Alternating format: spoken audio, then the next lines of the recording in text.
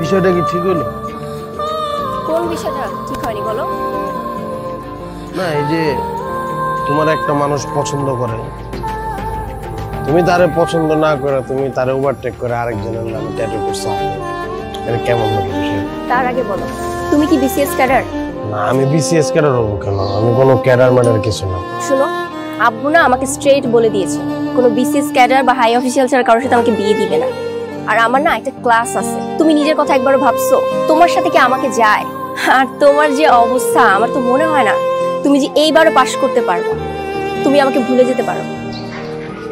ঠিক আছে, তোমার চোখে আমি গবে, তোমার চোখে আমি ক্লাসলেস, কিন্তু তুমি যার জন্য তোমার হাতে ট্যাটু করছো সে কি এমন কিছু?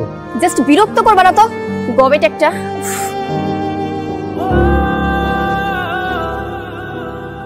আমার মতো ক্লাসলেস গবেটাই তোমাদের মতন মেয়েদেরকে ভালোবাসে, বাকিরা সুযোগ আর কিছু নেই।